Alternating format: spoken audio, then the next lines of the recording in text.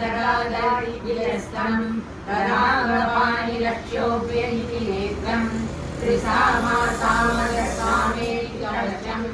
आनन्दं परब्रह्मेति योनिः सुदर्शनकाल इति निबन्धः श्रीविश्वरूप इति ध्यानम् श्रीमहाविष्णु प्रयुज्यते सहस्रनाम जपे विनियोगः शीलोदन्वत्प्रदेशेषु मणिविलसत्सैकतैर्मौक्तिकानां मालाकृत्तास्फटिकमणिमौक्तिकैर्मण्डिताङ्गः शुभ्रैरभ्रैरतभ्रैर्वनिर्षितैर्मुक्तपीयूषवर्षैः आनन्दीय पुनीयादैरलङ्कृतशङ्खपाणिर्मुकुन्दः पूर्वादौ यस्य नाभिर्विरक्तुलनिश्चन्द्रसूर्यौ च नेत्रे कर्णावासा शिरोद्योर्मुखमपितरमनो यस्य वास्तेयमब्धिः अन्तस्तं यस्य विश्वं सुरनरदर्गो गोहि गन्धर्वदैत्यैः चित्रं रम्यलेकं त्रिभुवनवपुषं विष्णुमीशं नमामि। ॐ नमो भगवते वासुदेवाय। शान्ताकारं भुजगशयनं पद्मनाभं सुरेशं विश्वाकारं गगनसदृशं मेघवर्णं शुभाङ्गं लक्ष्मीकान्तं कमलनयनं योगिविद्यानगम्यं वन्दे विष्णुं भवभयहरं सर्वलोकैकनाथं मेघश्यामं पीतकौसेयवासं श्रीवत्साङ्गं कौस्तुभोद्भासिताङ्गं पुण्यो वेदं पुण्डरीकायकाक्षं विष्णुं वन्दे सर्वलोकैकनाथं नमः समस्तभूतानां आदिभूताय पूर्णे अनेकरूपरूपाय विष्णवे प्रभविष्णवे सकलचक्रं सकीतकुण्डलं सपीतवस्त्रं सरसीरुकेशरणं सभारवक्षस्थलशोभिकौस्तुभं नमामि विष्णुं शिरसा चतुर्भुजं छायायां पारिजातस्य एव सिंहासनोपरि आसीनमम्बुदश्याममायदाक्षमलङ्कृतं चन्द्राननं चतुर्भागं श्रीवत्साङ्गितवक्षसं ऋतुमयी सत्यभामाभ्यां सहितं कृष्णमाश्रये। ॐ विश्वं विष्णुर्दशत्कारो भूतभव्यवरप्रभुः भूतकृद्भूतकृद्भावो भूतात्मा परभावनः भूतात्मा परमात्मा च मुक्तानां परमागतिः अव्ययः पुरुषः साक्षी क्षेत्रज्ञोऽक्षर एव च योगो योगविदां नेता प्रधानपुरुषेश्वरः नारसिंहवपुषीमान् पुरुषोत्तमः सर्वशिवस्थाणुभूतानिर्निधिरव्ययः सम्भवो भावनो व्रतः प्रभवः प्रभुरीश्वरः स्वयंभू शम्भुरादित्यः पुष्कराक्षो महाश्वनः अनादिनिधनो दाता विदाता गुरुत्तमः अप्रमेयो ऋषियेश पद्मनाभो वरप्रभुः विश्वकर्मा मनुष्यश्च सविष्टः सवितो ध्रुवः अग्रगण्यश्चासदः कृष्णो लोकिताक्षप्रदर्शनः प्रभुदत्तिरिमुक्ताम पवित्रं मङ्गलं परम् ईशानः प्राणः प्राणो ज्येष्ठश्चेष्ठः प्रजापतिः हिरण्यगर्भो भूगर्भो माधवो मधुसूदनः ईश्वरो विक्रमी जन्मी मेधावी विक्रमः अनुत्तमो दुरादर्श कृतज्ञः कृतिरात्मवान् सुरेशः शरणं धर्म विश्वरेता प्रजाभवः अगः संवत्सरो व्यालः प्रत्ययः सर्वदर्शनः अगः सर्वेश्वरः सिद्धः सिद्धिः सर्वाधिरच्युतः विशालकिरणेयात्मा सर्वयोगविनिश्रुतः वसुर्वसुमना सत्यः समात्मा संन्यस्तः अमोघं पुनरीकाक्षौ वृषकर्मा वृषाकृतिः रुद्रो वपुषिरो भद्रो विश्वयो वित्सुचित्सदाः अमृतः शाश्वतस्थाणुः परारोगो महातपाः सर्वगः सर्वदिक् भानुर्विच्छत्सेनो जनार्दनः वेदो वेदविदन्तो वेदाङ्गो वेदविद्कविः लोकादस्य सुरादक्षो धर्मादक्ष कृताकृतः चतुरात्मा चतुर्व्यूहश्चतुर्धर्मश्चतुर्भुजः राजिष्ठुर्भोजनं भोक्ता सरिष्ठुर्जलराजिजः अनघो विजयो तेजा विश्वयोनिः पुनर्वसु उपेन्द्रो वामनः प्रांशु अमोघसुचिरुचिरः अतीन्द्रसङ्गरः सर्गो धृतात्मा नीलो यमः वेद्यो वैद्य सदा योगी वीरः माधुरो मधुः अतीन्द्रियो महामायो महोत्साहो महाबलः महाबुद्धिर्महावीर्यो महाशक्तिर्महाबुद्धिः अनिर्देश बहुश्रीमान् अमेयात्मा महाबुद्धिः महेश्वासो मधीभक्ता श्रीनिवासः सदाङ्गलिः अनिरुद्धस्तुरानन्दो गोविन्दो गोविदाम्बरिः मणिचित्रमणो हंसः सुवर्णो भुजगोत्तमः हिरण्यनाभसुरवा पद्मनाभः प्रजापतिः अमुद्रसर्वदसिंहा सङ्गाता सञ्जीवान् स्थिरः अजो दुर्मर्शनः साक्षात् विश्रुतात्मा सुरारिः गुरु गुरुतमो रामः सत्यः सत्यपराक्रमः निमिषो निमिषशक्ति वाचस्पतिरुदारतिः अग्रणी ब्राह्मणी श्रीमान् न्यायो वीरः समीरणः सहस्रमूर्ता विश्वात्मा सहस्राख्यः सहस्रपात् आवर्तनो निवृत्तात्मा समृद्धः सम्प्रवर्तनः अहः संवत्सरो वल्ली अणयो धरणीधरः सुप्रसाद प्रसन्नात्मा विश्वविश्वविभुः सद्दत्ता सद्दुर्गन्धादुर्गणदुर्नारायणो नरः असङ्ख्येयो प्रमेयात्मा विशिष्टशिष्यतिर्थिः सिद्धार्थसिद्धसङ्कल्पसिद्धिसाधनः विषादी विषभो विष्णुर्विषबन्धो विशोधनः वर्धनो वर्धमानस्य विविधश्रुतिसागरः सुभुजो बुद्धयो वाग्मी महेन्द्रो वसुजो वसुः नैक्यरूपो मृगद्रूपस्य विष्टप्रकाशनः ओजस्तेजो द्विविधः प्रकाशात्मा प्रतापनः रुद्रस्पष्टाक्षरो मन्त्रश्चन्द्रांशुभास्करद्युतिः अमृतांशुधरो भानुशशबिन्दुसुरेशरः औषधं जगतस्येतो सत्यधर्मपराक्रमः भूगरोऽयभवनाथ पवन पावनो नरः कामकृत्कान्तः कामः कामप्रदप्रभुः युवादिदुर्युवावर्तो नैकमायो महासनः आरुद्रशो व्यक्तरूपस्य सहस्रजितान्तरित् ईशो विशिष्टशिष्येश्च शिखण्डिजनशो वृषः क्रोधः क्रोधकृत्कर्ता शिवबाहुर्महीधरः अच्युतप्रदितः प्राणः प्राणदो वासवाञ्चः आदिनिरन्तामतः प्रतिष्ठितः स्कन्दः स्कन्दधरो दुर्यो वरदो वायुवाहनः वासुदेवो बृहद्भानु आदिदेव पुरन्दरः अशोकस्तारणस्तारस्तूलस्तौरिगणेश्वरः अनुकूलः सभावत्वल्पद्मी पद्मनिवेशनः पद्मनाभोरविन्दाक्ष पद्मगर्भशरीरभृत् महद्दीर्घो वृद्धात्मा महर्षो वर्णध्वजः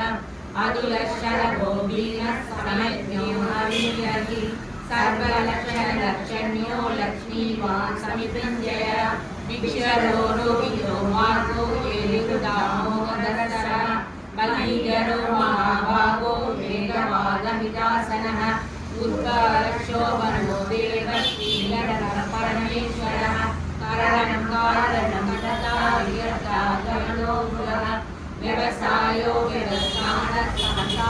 संसानसानयोरवः परदीपमस्पष्टदृष्टपुष्टसुरेशनः रामो निरामो विरजो मातो नेयो नयो नयः वीरशक्तिमदां श्रेष्ठो धर्मो धर्मविदुषमः वैकुण्ठः पुरुषः प्राणः प्राणदः प्रणवप्रभुः हिरण्यगर्भो शत्रुघ्नो व्याप्तो वायुरदोक्षः गुरुसुदर्शनकाल परमेष्टि परिग्रह उग्रः संवत्सरो गतो विश्रामो विसदक्षिणः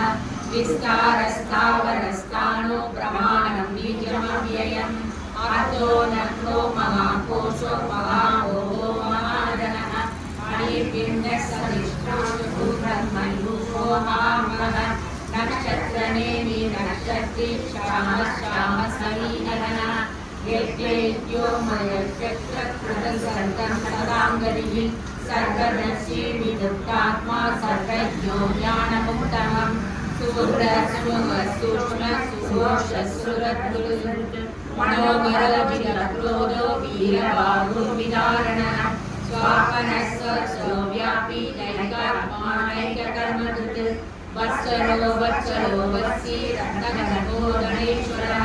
धर्मदुर्गर्मी सदसचरमक्षरम् अभिलाषा सहस्रांशो विलाता कृतलक्षणः कवस्तिमेमि सत्त्वस्य सिंहो भूतमहेश्वरः आदिदेवो महादेवो देवेशो देवरुद्गुरुः उत्तरो गोपतिर्गोप्ता ज्ञानगम्यः पुरातनः शरीरभूतभृद्गोप्ता कवीन्द्रो भूमिलक्षणः सोमसौमुदकसोमपुरुषस्तमः विनयो सत्यसन्धो दाशादशास्वदाम्बरिः जीवो विनयदा साक्षी गुरुलो विग्रहः अम्बो निधिरन्दात्मा महो दशयोतकः अजो महात्मो जिता मित्रप्रमोदनः आनन्दो नन्दनोनन्दः सत्यधर्मा त्रिविक्रमः महर्षिः कपिलाचार्य कृतज्ञो मेदिनीपतिः त्रिपदसाक्षात्रो महाशृङ्गकृताङ्गः महावराहो गोविन्दस्येनग्नगान्धरिः तुल्यो कबीरो गवनो गुप्तचक्रधराधरः वेदाशाङ्गो कृष्णो दृढसङ्घर्षणोच्युतः वरुणो वारुणो वशुषपुत्रराष्ट्रो महामनाः भगवानन्दी वनमाली अनार्यः आदित्यो ज्योतिरादित्यः सहिष्णुर्जनिसत्तमः सुगन्वा कण्डकशुद्धायुर्विरकल जीवस्कृत्सर्वरुद्यास वाचस्पतिरयोनिजः त्रिसामासामनरसामनिर्वाणं वेशयं विशत् सन्न्यासगच्छमस्सान्तो निष्ठा शान्तिपरायणं शिवाङ्गं शान्तिदस्पष्ट कुमुदकुलेशयः गोविदो गोपतिर्गोप्ता विषवाक्षो विषशयः अनिवृत्ति विरुद्धात्मा संचेताशेमशिवः श्रीवत्सवत्सा श्रीवास श्रीवति श्रीमदाम्बरः श्रीधर श्रीनिवास श्रीनिधि श्रीनिवासः श्रीधर श्रेय श्रीमान् लोकत्रयाश्रयः सर्वसंगसदानन्दो नन्दिज्योतिर्गणेश्वरः विजयात्मा विजयात्मा सत्कीर्तिसंशयः उदीर्णः शाश्वतः भूषणो भूतिर्शोभनाशनः अर्चिष्मानर्चितकुम्भो विशुद्धात्मा विशोधनः अनिरुद्धौ प्रतिधरः प्रत्यम्यो निरविक्रमः कालनेमि निगावीरः शौरिः शूरजनेश्वरः त्रिलोकात्मा त्रिलोकैषत्केशरकेशिलाहरिः कामदेव कामबालः कामी कान्तकृतागमः आदित्यस्य विष्णु वीरो अनन्तो धनञ्जयः ब्रह्मण्यो ब्रह्मकृद्ब्रह्म ब्रह्मविवर्धनः ब्रह्मविद्ब्राह्मणो ब्रह्मी ब्रह्मण्यो ब्राह्मणप्रियः महाक्रमो महाकर्म महातेजा महोदरः महाक्रतुर्महायज्ञो महायज्ञो महाहरिः सत्यस्तोत्रं सुधिसाधारणप्रियः पूर्णपूर्णैदा पुण्यकीर्तिरामयः मनोजस्थिरकरो वसुदेव वसुप्रदः वसुप्रदो वासुदेवो वसुमहाहरिः सद्गति सत्या सद्भूतिः सत्परायणः सूरसेनो यजुश्रेष्ठः श्रीनिवासः सुयामनः भूतावासो वासुदेवः सर्वासुनिलयो नरः दर्पहा दर्पदो दुर्गो दुर्गरोगापराजितः विश्वमूर्तिर्महामूर्तिर्दिव्यमूर्तिरमूर्तिमान् अनेकमूर्तिरव्यक्तः शतमूर्तिः सदाननः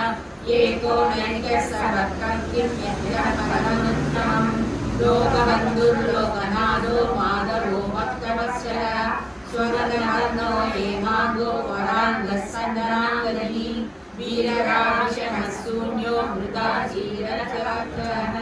अमानी मानवो मान्यो लोकस्वामी त्रिलोकधृत् सुमेधा मेघो धन्यः सत्यधर्माधराधरः तेजो विशोधुरिधरः सर्वचष्टुचारः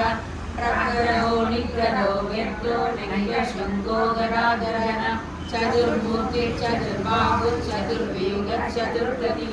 चतुरात्मा चतुर्बाहश्चतुर्वेदविवेकवान् समानर्जो निवृदात्मा दुर्जयो दुर्विक्रमः दुर्लभो दुर्गमो दुर्गो दुरावासो दुरार्यः शुभांगो लोकसारङ्गः सुवर्धनः इन्द्रधर्मा महाधर्मा कृतकर्मा कृतागमः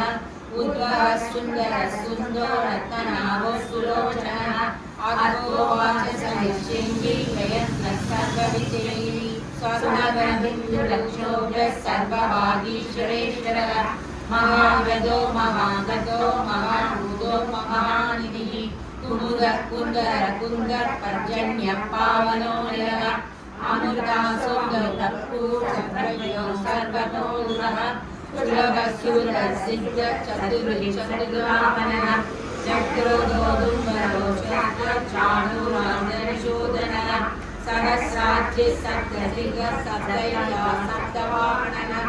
अमूर्तिर्गो चिन्यो भयकृद्भयनाशनः अनुभृतस्थूलो गुणपुण्यगुणो महान् आदित्यः सत्यदस्नाशनः प्राणविक्रयो योगी योगी च सर्वकामनः आश्रमक्षमनक्षाम सुवर्णो वायुवाहनः गणुर्धरो गणुर्वेदो दण्डो नमैका नमः अपराज्य सर्वसगो नियन्ता नियमो यमः सत्यवान् सात्विकः सत्यः सत्यधर्मपरायणः अभिप्राय प्रिया क्रोधः प्रियनिवर्धनः प्रियाय रवि विरोचनः सूर्यः सहिता रविलोचनः अनन्तो भूतभुक्भोक्ता सुखदो नैकदो गृहः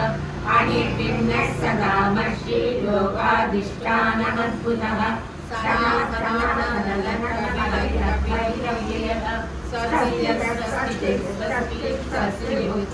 दक्षिणः अरोधः पुण्डरी चक्री विक्रम्योदयसाधनः शब्दाभिरशब्दसहस्रशिशिरः सर्ववीकरः अक्रूरक्लेशलो दक्षो दक्षिणः शमनान्तरः विद्वत्तमो वीरभयः पुण्यश्रवणकीर्तनः उद्धारणो दुष्कृतिका पुण्यो दुःस्वप्ननाशनः वीरराजशनः सन्तो जीवनः पर्याप्तः अनन्तरूपोऽनन्तश्रीयामन्युपयापः चतुरस्यो गभीरात्मा विदिशो व्यादिशो निसरः अनादिपूर्वो लक्ष्मी सुवीरः सुविराङ्गः जननो जनजन्मादिर्भीमो भीमपराक्रमः आधारनिलयो दाता पुष्पवासः प्रजाधरः ऊर्ध्वधरसत्कदाचारः प्राणः प्राणप्रवदः प्रमाणं प्राणनिलयः प्राणजीवनः तत्त्वं तत्त्वविदेहात्मा जन्म मृत्युजरादिकः पूर्ववस्त्रसतयस्तारः सविता प्रविधामः यज्ञो यज्ञपतिर्यज्ञो यज्ञाङ्गो यज्ञवाहनः यज्ञभृत्यज्ञकृत्यज्ञी यज्ञभृत्यन्नसाधनः यज्ञातकृत्यज्ञभुत्यमन्नमन्नाद एव च आत्मयोनिस्वरञ्जातो वैकानसामगायनः देवकीनन्दनश्चाचिरीगर्भावनासनः शङ्कवर्णन्यपी चक्री शार्गदर्वादराधरः रदागवा शोभ्यः सर्वप्रहरणायुधः सर्वप्रहरणायुध ॐ नमः इति वनमाली कैलाशी चण्डी चक्रे चण्डके श्रीमन्नारायणो विष्णुवासुदेवो विरक्षतु वनमाली कैलाशी चण्डी चक्रे चण्डके श्रीमन्नारायणो विष्णुवासुदेवो विरक्षतु वनमाली कैलाशी चण्डी चक्रे चण्डके श्रीमन्नारायणो विष्णुवासुदेवो विरक्षतु श्रीवासुदेवो विरक्षतु नमः इति कीर्तनीयस्य केशवस्य महात्मनः नाम्नां सहस्रं दिव्यानाम् अशेषेण प्रकीर्तितं यदिदं शृणुयात् नित्यं यस्याभिपरिकीर्तये नाशुभं प्राप्नुयात् किञ्चित् सोमुत्तेजमानवः वेदान्तको ब्राह्मणस्य क्षत्रियो विजयी भवेत् वैश्यो धनसमृद्धस्य शूद्रसुखमवाप्नुयात् धर्मार्थी प्राप्नुयात् धर्मम् अर्थार्थी चार्थमाप्नुयात् कामानवाप्नुयात् कामी प्रजार्थी चाप्नुयात् प्रजा भक्तिमान् यस्य लोकाय शुचिसततमानसः सहस्रं वासुदेवस्य नाम्नामेकं कीर्तये यशः प्राप्नोति विपुलं याति प्राधान्यमेव च अचलां श्रियमाप्नोति श्रेयः प्राप्नोत्यनुत्तमम् न भयं च चाप्नोति शीघ्रं तेजस्य विन्दति भवत्यलोभो दुःखिनां फलरूपगुणान्वितः लोभातो मुच्यते लोकाबन्धो मुच्येत बन्धनात् भयान्मुच्येत वीरस्तो मुच्येत आपन्नः दुर्गाण्यमलरसासु पुरुषः पुरुषोत्तमः सुवन्नाम सहस्रेण नित्यं भक्तिसमन्वितः वासुदेवाश्रयो मर्त्यो वासुदेवपरायणः सर्ववासविशुद्धात्मा याति ब्रह्म सनातनम् न वासुदेवभक्तानाम् अशुभं विद्यते कचित् जन्म मृत्युजरा व्याधि भयं नैकोपजायते इमं सवमदीयानां सुरगा भक्तिसमन्वितः युधे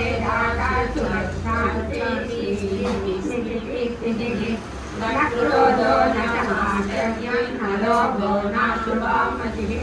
अवनीकृतपुण्यानां भक्तानां पुरुषोत्तमे नक्षत्रम् अम्बिको ऊर्ध्वमोदति वासुदेवस्य वीर्येण विजयामि महात्मनः ससुरासुरगन्धर्वं सयक्षोरगराक्षसं जगत्वसेवस्तदेशं कृष्णस्य सचराचरम् इन्द्रियाणि मनोबुद्धिश्चरं तेजो बलं धृतिः वासुदेवात्मकान्यागो क्षेत्रं क्षेत्रज्ञमेव च सर्वादानामाचारः परमं परिकल्पते आचारप्रभवो धर्मो धर्मस्य प्रभुरच्युतः ईश्वरक्रियरो देवा महाभूतानि दातवः जङ्गमाजङ्गमं वेदं जगन्नारायणोद्भवम् योगो ज्ञानं तथा साङ्ख्यं विद्या शिल्पादिकर्म च तेगा शास्त्राणि विज्ञानं एतत् सर्वं जनार्दनः एको विष्णुर्महद्भूतं मृगभूतान्यनेक च त्रीलोकान् व्याप्य भूतात्मा भुङ्क्ते विश्वभुवव्ययः इमं सर्वं भगवतो विष्णुव्यासेन कीर्तितम् पठे चरित्रे पुरुषश्रेयः प्राप्तुं सुहानि च विश्वेश्वरमजलेकं जगत्प्रभुमव्ययं भजन्ते पुष्कराक्षं नदेयान्ति पराभवम् नदेयान्ति पराभवो नमन्ति अर्जुन उवाच पद्मपत्रविशालाक्ष पद्मनाभशोत्तम भक्तानां भ्राता भवजनार्दना श्रीभगवानुवाच यो मां नाम सहस्रेण स्तोतुमिच्छति पाण्डव सोममेकेन श्लोकेन स्तुत एव न संशयः सुत एव न संशय ॐ नम इति।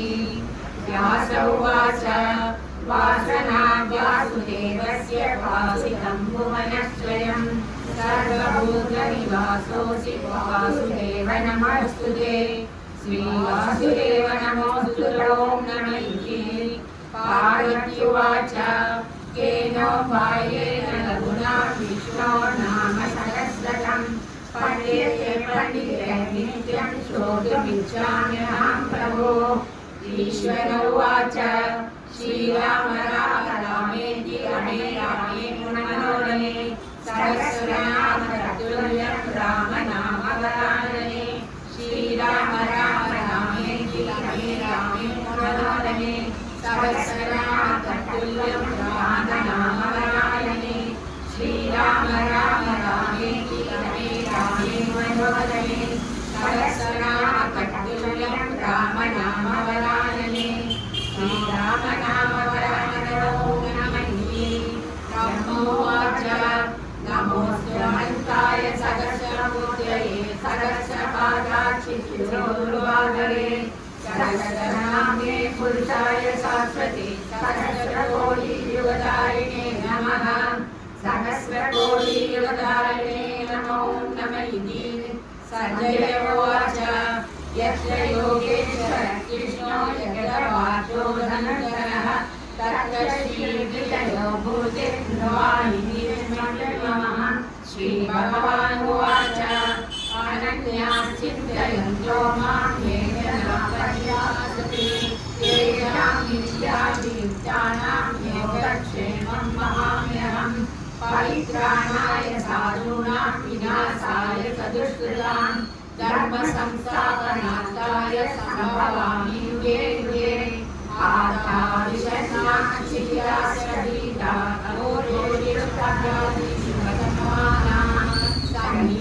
नारायण शब्दमात्रं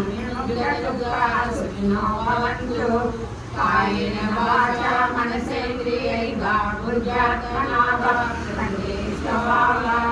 करोमि यस्य सकलं परस्मै नारायणाय समर्पयामि। महामाये श्रीपीठे सुरपूजिते शङ्खचक्रगदाहस्ते महालक्ष्मी नमोऽस्तुते।